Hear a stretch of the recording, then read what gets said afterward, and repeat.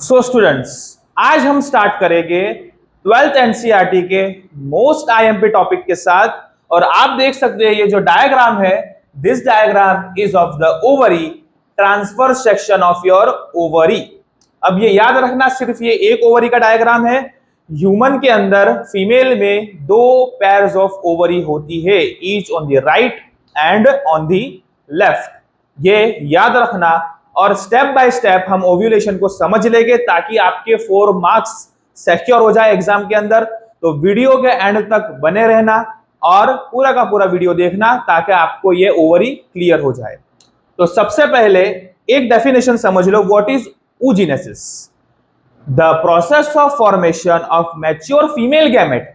Female gamete जो mature बनेगा वो पूरी की पूरी प्रोसेस को इधर से स्टार्ट होती है और इधर खत्म होती है। ये पूरी प्रोसेस को हम बोलेंगे oogenesis या तो oogenesis। Clear student? अब oogenesis स्टार्ट कब होता है? तो first main important point, oogenesis start होता है एम्ब्रायोनिक स्टेज से। याद रखना, oogenesis हमेशा स्टार्ट होता है एम्ब्रायोनिक स्टेज से। एम्ब्रायोनिक स्टेज का मतलब फीमेल बेबी जब मम्मी के पेट के अंदर होगी तभी ये प्रोसेस बनना, ये जो ओव्यूलेशन की प्रोसेस है, oogenesis की प्रोसेस स्टार्ट हो जाएगा। ओव्यूलेशन होगा नहीं, लेकिन oogenesis मतलब एग का जो बनना वो स्टार्ट हो जाएगा। मैं समझाऊंगा आपको step by step. Embryonic stage से स्टार्ट हो जाता है। जो मियोटिक डिवीजन है, सेल डिवीजन है, वो अनइक्वल होता है। एक फर्स्ट पोलर बॉडी बनाएगा, सेकंड पोलर बॉडी बनाएगा और एक हमारा मैच्योर ओवम बनाएगा, वो हम फिर देखेंगे। सबसे पहले याद रखो एम्ब्रायोनिक स्टेज। अब एंट्री होगी एम्ब्रायोनिक स्टेज में फर्स्ट कैरेक्टर की, and the first character is our oogonia, जिसको हम बोलते हैं मदर गैमेट। क्या बोलेंगे? oogonia या तो बोल लो मदर गैमेट, जो कि आगे जाके राइज देगा। सर किसको राइज देगा? फीमेल गैमेट बनेगा ने, उसका फर्स्ट स्टेज इधर से स्टार्ट होता है। तो याद रखना इसके नंबर्स होते हैं मिलियंस में। ये भाई साहब प्रेजेंट होते हैं मिलियंस में। oogonia एम्ब्रायोनिक स्टेज के अंदर मिलियंस में होते हैं। लेकिन एक और चीज जो आपकी एनसीईआरटी टेक्स्ट बुक के अंदर कोट की है, क्या लिखा है उसके अंदर? No more oogonia will develop, या तो बोल लो प्रोड्यूस आफ्टर द बर्थ। मतलब क्या हुआ? एम्ब्रायोनिक स्टेज से फीमेल बर्थ होगी तब तक oogonia बनते रहेंगे मिलियंस नंबर में। लेकिन जैसे ही बर्थ हो गया फीमेल का तो oogonia बनना स्टॉप हो जाएंगे और जो पीछे oogonia बने हैं वो ही आगे फॉर्मेशन करते रहेंगे। याद रखना। Clear student? ओके। अब ये जो oogonia है मिलियंस में है। अब आफ्टर द बर्थ बोल लो या आफ्टर द बर्थ हम क्या बोलेंगे? सबसे पहले oogonia क्या करेगा? डिवीजन करेगा, सेल को डिवाइड करेगा, डिवीजन करेगा सेल का। Okay student? अब सेल का डिवीजन होगा मियोटिक डिवीजन। तो अब हमारा आ जाएगा मियोसिस 1। ओके सर, मियोसिस 1 आ गया है। अब ये oogonia मिलियंस में था, लेकिन बर्थ के बाद तो उसका प्रोडक्शन खत्म हो चुका है। तो अब क्या होगा? बर्थ के बाद प्रोडक्शन कम होने की वजह से वो सेल डिवाइड करना स्टार्ट करेगा, अपने नंबर्स को बढ़ाना स्टार्ट करेगा। और मियोसिस 1 के बाद एक स्टेप होता है प्रोफेज 1, जो कि आपकी टेक्स्ट बुक के अंदर दिया है। ये बहुत लंबी प्रोसेस है। मियोसिस 1 के अंदर प्रोफेज, एनाफेज, टेलोफेज, अलग अलग फेज आते हैं। वो हम इसके अंदर नहीं समझेंगे तो आप ज्यादा कंफ्यूज हो जाएंगे। तो अब क्या होगा? प्रोफेज 1 के अंदर ये जो oogonia है टेम्पररीली अरेस्ट हो जाएगा। क्या हो जाएगा? टेम्पररीली भाई साहब पकड़े जाएंगे, धरपकड़ हो जाएगी भाई की, अरेस्ट हो जाएगा, धरपकड़ हो जाएगी। धरपकड़ होने की वजह से ये जो oogonia है धीरे धीरे धीरे फैलना स्टार्ट होगा और बड़ा हो जाएगा। और क्या बनाएगा प्रोफेज 1 के अंदर? वो बनाएगा प्राइमरी oocyte। याद रखना, क्या बनाएगा वो? Primary oocyte। अब ये फर्स्ट की एंट्री हो चुकी थी। फर्स्ट के बाद सेकंड आदमी की एंट्री हुई है, जिसने इसी ने इसको जन्म दिया है। oogonia ने जन्म दिया है प्रोफेज के अंदर प्राइमरी oocyte को। अब ये प्राइमरी oocyte बनाएगा हमारा प्राइमरी फॉलिकल। अब oocyte बनाएगा प्राइमरी फॉलिकल, हमारा प्राइमरी फॉलिकल। अब सर प्राइमरी फॉलिकल के बाद तो पूरी की पूरी प्रोसेस होती है ओव्यूलेशन की, लेकिन आपने तो बोला था एम्ब्रायोनिक स्टेज से स्टार्ट हो जाती है। यस, एम्ब्रायोनिक स्टेज से स्टार्ट होगी, लेकिन कब होगा ovulation? At the time of puberty, at the time of puberty. Puberty hit होगी, मान लो 14 ईयर्स ले लेते हैं हम, 13 टू 14 ईयर्स के बीच में ये पूरी प्रोसेस होगी और ओव्यूल बाहर निकलेगा ओव्यूलेशन के थ्रू। उससे पहले भी ये प्रोसेस होती थी, लेकिन डीजनरेट हो जाती थी। What is degeneration? खत्म हो जाती थी, डिस्ट्रॉय हो जाती थी। अब डिस्ट्रॉय होने की वजह से जो oogonia हमारे मिलियंस में थे at the stage of primary follicle, अब प्राइमरी फॉलिकल कितने बचेंगे? ना के मिलियंस में, सिर्फ थाउजेंड्स में बचेंगे। प्राइमरी फॉलिकल्स हमारे बचते हैं सिर्फ 60,000 टू 80,000। आपकी टेक्स्ट बुक के हिसाब से ईच ओवरी के अंदर 60,000 टू 80,000। और ये वाली जो प्रोसेस इधर होती है मिलियंस वाली, ये फीटल ओवरी के अंदर होगी। वो जानने की जरूरत नहीं है, खाली याद रखना फीटल ओवरी के अंदर होता है। अब क्या हुआ? oogonia मिलियंस में थे, oogonia डिवीजन स्टार्ट किया, मियोसिस 1 में गए, मियोटिक डिवीजन से प्रोफेज 1 में गए, इधर पकड़ कर ली गई, इधर पकड़े गए। पकड़े जाने की वजह से प्राइमरी oocyte का जन्म हुआ, और वही प्राइमरी oocyte क्या करेगा? थेका लेयर बनाएगा। ये प्राइमरी oocyte है, उसके ऊपर एक थेका की नई लेयर बन जाएगी, और वो थेका की नई लेयर किसकी होगी? That is our granulosa cell, granulosa cell.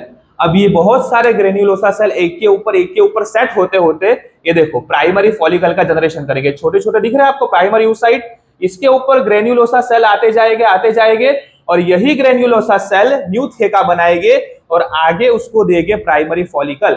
मतलब ये प्राइमरी oocyte ने ग्रेन्युलोसा सेल के साथ क्या किया? कोलैबोरेशन किया, कोलैब किया।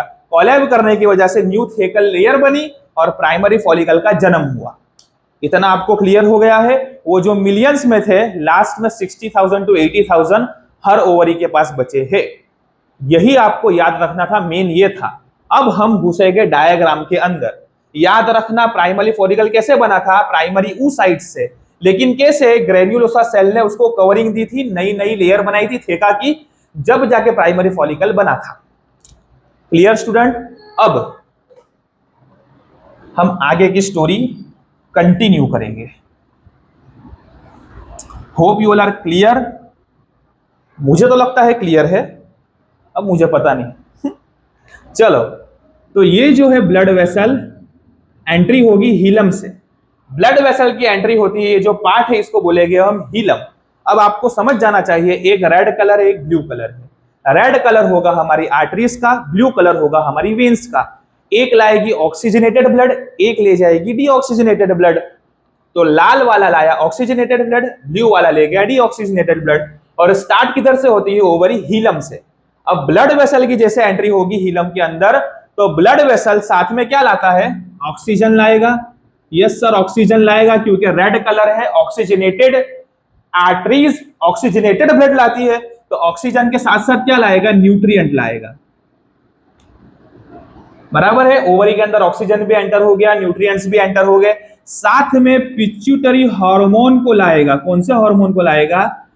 पिट्यूटरी हार्मोन्स को लाएगा। याद रखना, कौन से हार्मोन्स को लाएगा? पिट्यूटरी हार्मोन्स को लाएगा। और पिट्यूटरी हार्मोन है हमारे FSH, follicle stimulating hormone, LH, luteinising hormone. ये दो हार्मोन को अपने साथ में लाएगा। ऑक्सीजन आ गया, प्रॉपर अमाउंट ऑफ न्यूट्रिएंट मिल गया। अब क्या हुआ? जो हमारे प्राइमरी oocytes थे, न्यू थेकल लेयर बनाई, और थेकल लेयर कौन सी थी? ग्रेन्युलोसा सेल की, और हमारा क्या बन गया था? Primary follicle. लेकिन ये प्राइमरी फॉलिकल बनने के लिए स्टिम्युलेट किसने किया? स्टिम्युलेट का मतलब कंट्रोल किसने किया? वो हार्मोन थे हमारे FSH, follicle stimulating hormone. Stimulate का मतलब क्या? कंट्रोल करना या तो फिर हुक्म देना। क्या किया उसने? प्राइमरी oocyte थे, ग्रेन्युलोसा सेल की एक मस्त लेयर आ गई, न्यू थेका आया, एफएसएच ने पुश किया कि भाई अब बनाओ तुम प्राइमरी फॉलिकल। अब हमारे प्राइमरी फॉलिकल बन गए एट लास्ट। अब ये देख सकते हैं जो ब्लैक लेयर है that is our granulosa cell, नई थेका। अब नई थेका बनते बनते बनते और नई लेयर बनाएगी, नए थेका के अंदर कन्वर्ट होगी, तो प्राइमरी का कन्वर्जन होगा सेकेंडरी के अंदर।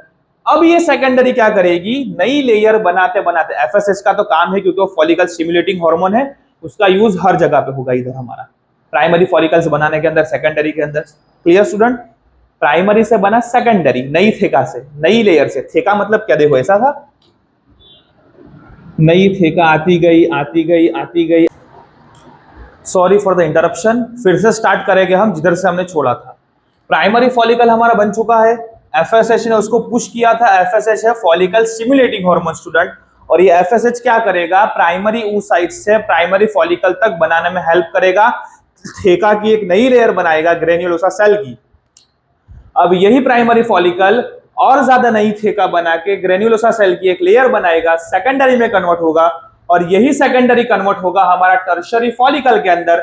और आता है इंपॉर्टेंट स्टेप टर्शरी फॉलिकल के अंदर, दैट इज अवर एंट्रम। ये जो कैविटी है ब्लू कलर वाली, इसको हम बोलेंगे एंट्रम। सर एंट्रम क्या होता है? It is a fluid cavity. एक जो कैविटी है फ्लूइड से भरी पड़ी है, उसको हम बोलेंगे एंट्रम। इतना याद रखना। अब एंट्रम जो है, मान लो एंट्रम का स्ट्रक्चर ऐसा है, तो एंट्रम की जो आउटर लेयर है उसको हम बोलेंगे एक्सटर्ना। याद रखना, आपकी बुक में दिया है। और जो इनर लेयर है उसको बोलेंगे इंटरना। इंटरना क्या प्रोड्यूस करता है? इंटरना एक हार्मोन रिलीज करता है, that hormone is our estrogen. बस सिर्फ इतना याद रखना, इससे ज्यादा कुछ याद नहीं रखना है, डीप में जाएंगे नहीं हम। टर्शरी फॉलिकल प्राइमरी से सेकेंडरी बना, सेकेंडरी से टर्शरी बन गया। अब टर्शरी जब बना तो उसके अंदर एक फ्लूइड की कैविटी बनी जिसको हमने बोला है एंट्रम। अब वही टर्शरी फॉलिकल बाहर की लेयर जो ग्रेन्युलोसा सेल की होगी उसको हम बोलेंगे एक्सटर्ना, और अंदर की लेयर जो होगी इंटरना, वो जो प्रोड्यूस करता रहेगा एस्ट्रोजन। इतना याद रखना। अब यही टर्शरी फॉलिकल आगे जाके ये जो हमारा एंट्रम फ्लूइड है बड़ा होता जाएगा, स्वेल होता जाएगा। स्वेल होने की वजह से वो कन्वर्ट हो जाएगा ग्रेफाइन फॉलिकल के अंदर। अब ये जो डॉट दिखता है हमारा, ओवम रेडी होना स्टार्ट हो चुका है हमारा, मतलब ओवम बन चुका है, ऐसा बोल सकते हैं हम। अब ये जो ग्रेफाइन फॉलिकल है, एलएच हार्मोन क्या करेगा, इसको पुश करेगा towards the wall of ovary. अब ओवरी की वॉल के देखो, ये प्राइमरी से सेकेंडरी, सेकेंडरी से टर्शरी, टर्शरी से ग्रेफाइन फॉलिकल, अब धीरे धीरे धीरे धीरे वॉल पे आके चिपक चुका है ये। अब एलएच क्या करेगा, रिलीजेशन करेगा, हेल्प करेगा, पुश करेगा रिलीजेशन के लिए, और सेकेंडरी oocyte हमारा रिलीज हो गया। और अंदर क्या बच गया, थेका वाली हमारी लेयर और ग्रेन्युलोसा सेल अंदर बच गए, और हमारा जो बाहर निकला है सेकेंडरी oocyte, जो आगे सेकंड पोलर बॉडी बनाएगा। आगे के सब मियोटिक डिवीजन कंप्लीट हो गए, लेकिन मियोसिस 2 होगा। याद रखना, meiosis 2 is after the fertilisation. तो बहुत आगे की प्रोसेस है, उतना लंबा मत जाओ। इतना समझ गया, ग्रेफाइन फॉलिकल के बाद सेकेंडरी oocyte रिलीज हुआ। अब यहां एक चीज याद रखना आपको, जो इनर लेयर है वो किसकी बनी है, ओवम की। सेकेंडरी oocyte के अंदर इनर लेयर है ओवम की। आउटर लेयर जो है ग्रेन्युलोसा सेल की, वो किससे बनी है, that is our corona, corona radiata. अब कोरोना रेडियाटा और ओवम के बीच में जगह खाली है, फ्लूइड जगह, मतलब इधर जगह खाली है, प्लाज्मा मेम्ब्रेन वाली जगह खाली है। उधर आ जाएगा हमारा खाली जगह के अंदर जोना पेल्यूसिडा। याद रखना, कौन आएगा, जोना पेल्यूसिडा। अब ये जोना पेल्यूसिडा का मेन फंक्शन क्या है, ये जोना पेल्यूसिडा हेल्प करेगा स्पर्म की एंट्री के अंदर। अब क्या हुआ है वो सब छोड़ दो, स्पर्म की एंट्री, जोना पेल्यूसिडा को भी भूल जाओ। प्राइमरी से सेकेंडरी फिर से आ जाओ, tertiary graphene follicle, ovule release हुआ। अब ये जो ओव्यूल रिलीज हुआ है, ये प्रोसेस को हम बोलेंगे ओव्यूलेशन। क्या बोलेंगे, ओव्यूलेशन। और ये कब होता है, at the 14 day of menstruation cycle के 14वें दिन, जब पीक होती है तभी ये रिलीज होगा सेकेंडरी oocyte के फॉर्म में, और ट्रैवल करेगा, आगे जाएगा। ट्रैवल करता करता अगर फर्टिलाइजेशन हो गया तो फीमेल की जो ओवरी है, जिधर एंडोमेट्रियम की लेयर है, उधर प्रेगनेंसी हो जाएगी। अगर प्रेगनेंसी नहीं रही तो मेंस्ट्रुएशन के थ्रू वो बाहर निकल जाएगा। यही वाला एग हमारा, क्लियर। अब आगे क्या होगा, ये जो लेयर बची है ग्रेफाइन फॉलिकल के बाद ये रिलीज हो गया है, हमारी थेकस लेयर जो बची है, हमारा जो ग्रेन्युलोसा सेल जो बचा है, वो आगे जाके कन्वर्ट हो जाएगा कॉर्पस ल्यूटम में, और वो हेल्प करेगा ल्यूटल सेल। एलएच हार्मोन तो हेल्प करेगा, लेकिन एलसी भी होता है, ल्यूटल सेल हेल्प करेगा। अब क्या होगा, अब ये जो आगे बढ़ा है कॉर्पस ल्यूटम, अब सर मेन फंक्शन क्या है कॉर्पस ल्यूटम का, कॉर्पस ल्यूटम रिलीज करता है प्रोजेस्टेरॉन। याद रखना, कॉर्पस ल्यूटम एक रिलीज करता था एस्ट्रोजन इंटरना, अब वो सब खत्म हो चुका है। अब आगे ये वाले स्ट्रक्चर पे कॉर्पस ल्यूटम क्या रिलीज करेगा, दैट इज अवर प्रोजेस्टेरॉन। कब तक रिलीज करेगा? जब तक रिलीज करेगा जब तक फर्टिलाइजेशन नहीं होगा, ताकि ओवरी को क्या मिले, इजीली रास्ता मिल सके मेंस्ट्रुएशन के लिए। लेकिन अगर फर्टिलाइजेशन नहीं होता है, कैंसल, फर्टिलाइजेशन हुआ नहीं, तो 10 to 12 डेज के अंदर ये जो स्ट्रक्चर आपको डीजनरेट होता दिख रहा है, ये स्ट्रक्चर क्या हो जाएगा? डीजनरेट हो जाएगा और कन्वर्ट हो जाएगा कॉर्पस अल्बिकेन्स के अंदर। अब ये कॉर्पस अल्बिगेन, नया आदमी आया, अब ये कॉर्पस अल्बिगेन क्या करेगा? प्रोजेस्टेरॉन का जो लेवल बढ़ता था, अगर डी बढ़ता था उसको क्या कर देगा? वो कम कर देगा। इतना याद रखना, बढ़ते हुए प्रोजेस्टेरॉन को कम कर देगा अगर फर्टिलाइजेशन नहीं हुआ है। अगर हो चुका है तो प्रोजेस्टेरॉन कंटिन्यू करेगा अपना काम। अगर फर्टिलाइजेशन नहीं हुआ है तो कॉर्पस अल्बिकेन्स क्या करेगा? प्रोजेस्टेरॉन लेवल को क्या कर देगा? वो कम कर देगा। जैसे ही सिग्नल मिला ओवरी को प्रोजेस्टेरॉन लेवल कम हुआ है, वो अपनी दूसरी मेंस्ट्रुएशन साइकिल स्टार्ट कर देगी। मेंस्ट्रुएशन साइकिल स्टार्ट कर देगी। तो याद रखना, ऊगोनिया से हमने स्टार्ट किया, पूरी प्रोसेस को हमने बोला ऊजीनेसिस। ऊगोनिया से बने थे प्राइमरी oocyte, प्राइमरी oocyte से primary follicle, secondary follicle, tertiary follicle, graphene follicle.